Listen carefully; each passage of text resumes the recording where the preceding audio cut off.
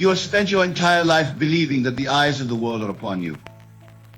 That every move you make is being scrutinized, every decision weighed and measured by the invisible jury of your peers. You worry about what they will think, what they will say, how they will judge you. You modify your behavior, suppress your desires, and diminish your dreams, all in service to an audience that exists primarily in your own imagination. But I tell you now with absolute certainty that this audience you fear so much is nothing more than a projection of your own consciousness. The world is not sitting in judgment of you because the world is too preoccupied with its own internal dramas, its own fears, its own desperate attempts to gain approval from others who are equally preoccupied with themselves. It is a grand comedy of mirrors, each person looking anxiously at the others, wondering what impression they are making, while those very others are doing exactly the same thing. When you truly grasp this fundamental truth, when you allow it to penetrate not just your mind but your very being, you will experience a freedom so profound that it will transform every aspect of your existence. For you see, the moment you realize that nobody cares in the way you thought they did, you are suddenly free to care about what truly matters: your own life, your own growth, your own magnificent journey of becoming. This is not a call to selfishness or indifference toward others. Rather, it is a call to the highest form of self-responsibility. When you stop waiting for the world to notice you, approve of you, or validate your existence, you begin to take full ownership of your experience. You become the author of your own story instead of a character desperately seeking a favorable review. Young money, we're rolling. It's the only way. In the hustle of the streets, we make our play. Welcome to the corner, where the night is alive, where the strong survive. Welcome to the corner where dreams High in the mountains, nigga. The consciousness that you are is the only reality you will ever know. Everything you experience, every person you encounter, every situation you find yourself in is colored and shaped by the state of consciousness from which you observe it. This is why two people can witness the same event and have completely different experiences of it. This is why your life changes not when the world changes, but when your consciousness changes. Most people live their lives backwards. They wait for circumstances to change so that they can feel different. They wait for recognition from others before they can feel worthy. They wait for permission from the world before they can pursue their dreams. But the awakened individual knows that consciousness is the cause, not the effect. Your internal state creates your external experience, not the other way around. When you finally accept that nobody cares about your life in the way you imagine, you are confronted with a profound question. Do you care about your own life? Do you value your own dreams, your own growth, your own happiness? Or have you been so busy seeking validation from others that you have forgotten to validate yourself? Or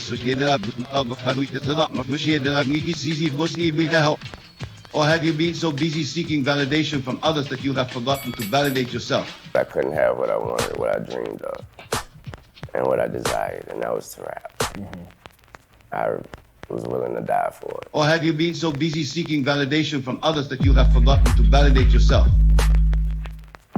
When you finally accept that nobody cares about your life in the way you imagine, you are confronted with a profound question.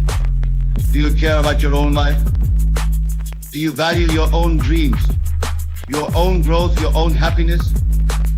Or have you been so busy seeking validation from others that you have forgotten to validate yourself? It was because I wasn't being allowed to do this, to be productive and be creative and feel that I would love to do so. The truth is that you are the only person who will live your entire life with you. You are the only consciousness that will experience every moment of your existence. You are the only one who truly knows your heart, your desires, your potential. Why then would you give the power to determine your worth to people who barely know you, who have their own lives to live, their own problems to solve? I want you to imagine for a moment what your life would look like if you truly lived as though nobody cared about your choices in the way you fear they do. What would you pursue? What dreams would you dare to chase? What risks would you take? What authentic expression of yourself would you allow to emerge? This is not a hypothetical question. This is an invitation to step into the reality that already exists the moment you choose to see it. The paradox of human nature is that the less you need validation from others, the more likely you are to receive it. When you are no longer desperately seeking approval, you naturally become more authentic, more confident, more attractive to others. There's nothing more beautiful than your mind. You begin to operate from a place of wholeness rather than lack. And this wholeness is magnetic. But by then you will care less about their approval, because you will have discovered something far more valuable, self-approval. You must understand that your imagination is the workshop of your life. Every experience you have ever had began as an imaginal act. Every achievement, every relationship, every circumstance in your life was first imagined before it became manifest. But most people use their imagination against themselves. They imagine criticism, rejection, failure. They spend their mental energy rehearsing conversations that may never happen, worrying about judgments that exist only in their minds. What if instead you used your imagination deliberately and purposefully? What if you imagined yourself living boldly, pursuing your dreams without apology, creating the life you truly desire? What if you imagined yourself free from the need for constant validation, secure in your own worth, confident in your own path? The beautiful truth is that you can begin this transformation immediately. You do not need to wait for circumstances to change. You do not need permission from anyone. You simply need to change the conversation you are having with yourself. Instead of asking, what will they think? Ask, what do I want to create? Instead of wondering, will they approve? Wonder, does this align with my highest vision for myself? Your attention is your most precious resource. Where you place your attention determines the quality of your experience. If you constantly focus on what others might think of you, you are literally creating a reality in which their opinions seem to matter more than your own. But if you focus on your own growth, your own dreams, your own expansion, you create a reality in which these things become the dominant forces in your life. Consider the great achievers throughout history. Do you think they spent their time worrying about what their neighbors thought of their ambitions? Do you imagine that they sought permission from society before pursuing their visions? Of course not. They were too busy being consumed by their own magnificent obsessions, too focused on their own creative expressions, too committed to their own path to be concerned with the opinions of those who were not on the journey with them. This does not mean they were cruel or indifferent to others. In fact, many of them contributed greatly to the welfare of humanity. But they understood that their greatest contribution came not from trying to please everyone, but from fully expressing their unique gifts and talents. They knew that the world needed what they had to offer, and they offered it freely, regardless of whether everyone appreciated it. You have something unique to offer this world. There's a contribution that only you can make, a gift that only you can give, a story that only you can tell. But you will never discover what this is if you are constantly looking over your shoulder, wondering what others think. I still approach every song with, quote unquote, I'm the best rapper alive mentality, so I'm still competing with myself. But you will never discover what this is if you are constantly looking over your shoulder, wondering what others think, wondering what others think, wondering what others think. You will never develop your talents if you are afraid of being judged. You will never fulfill your potential if you are waiting for permission from a world that is too busy with its own affairs to grant it. The state of consciousness I am inviting you to enter is one of sublime indifference to the opinions of others, coupled with passionate engagement with your own life. This is not the indifference of apathy, but the indifference of sovereignty. You become like a king or queen of your own domain, concerned primarily with ruling your kingdom well rather than with what neighboring kingdoms think of your policies. When you operate from this state of consciousness, magical things begin to happen. Opportunities appear that were always there but invisible to your anxious eyes. Resources become available that were always present but inaccessible to your worried mind. People are drawn to your energy because authenticity is rare and magnetic in a world full of people performing for approval. But perhaps most importantly, you begin to experience a peace that surpasses understanding. The constant chatter or worry about others' opinions quiets. The exhausting performance of trying to be what you think others want you to be ends. You can finally rest in the simple, profound truth of who you are. This does not happen overnight. Like all transformations of consciousness, it requires practice, patience, and persistence. You will have moments when you slip back into old patterns of seeking validation. You will catch yourself modifying your behavior based on imagined judgments. But each time you notice this happening, you have an opportunity to choose again. You can return to the truth that nobody cares in the way you think they do. And therefore you are free to focus on what truly matters, your own magnificent life. The practice I recommend is this. Whenever you find yourself worried about what others think, pause and ask yourself this question. What would I do if I knew that nobody was watching? Nobody was judging, and I was completely free to choose based on my own values and desires? Then do that thing. Make that choice. Take that action. Not because you are rebellious or defiant, but because you are sovereign. Remember that every person you encounter is dealing with their own internal world, their own fears, their own dreams, their own struggles. They are not sitting around thinking about you nearly as much as you imagine they are. They are thinking about themselves, their own lives, their own concerns. This is not a failing on their part, it is simply human nature. We all live primarily in our own consciousness, experiencing life through our own unique perspective.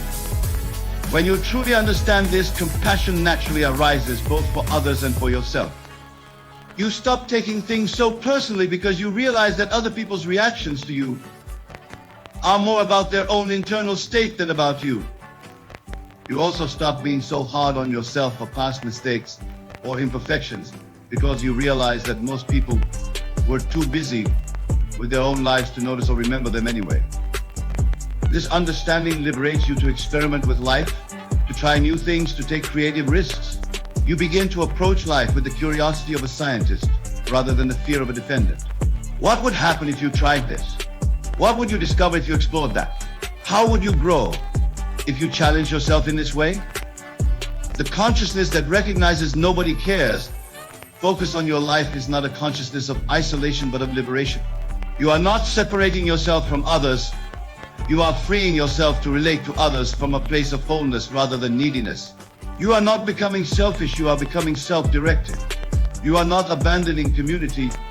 You are preparing to contribute to community from your authentic self rather than from a false persona designed to gain approval. As you embark on this journey of focusing on your own life, you will discover depths within yourself that you never knew existed. Talents will emerge that were suppressed by your concern for others' opinions. Interests will develop that were previously dismissed because they seemed too unconventional. Dreams will crystallize that were previously too vague because you were afraid to want them too specifically. It's up to you to want to put the creation together.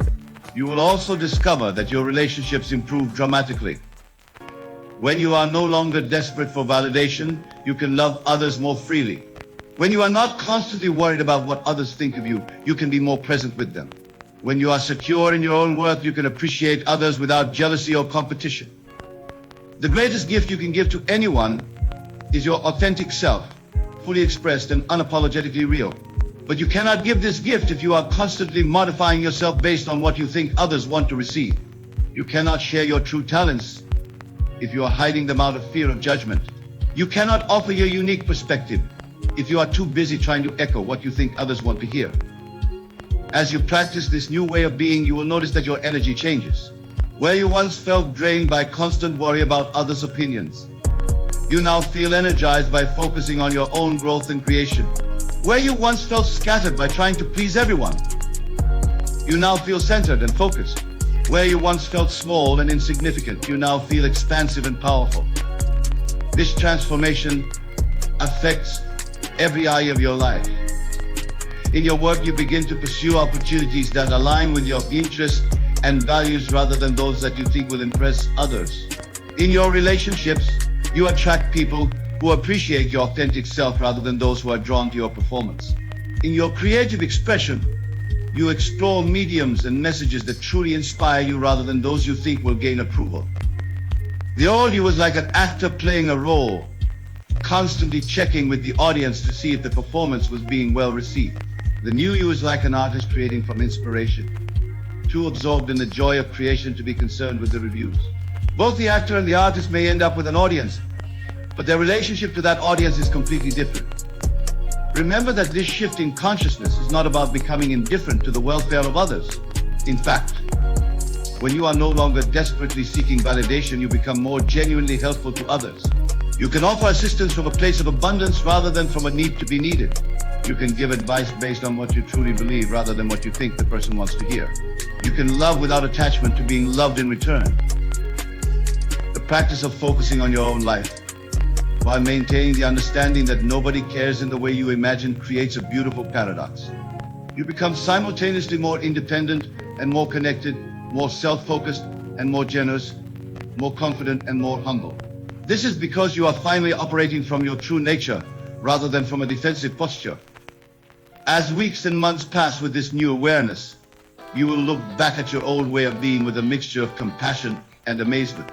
You will wonder how you ever lived in such self-imposed restrictions, how you ever gave so much power to the imagined opinions of others.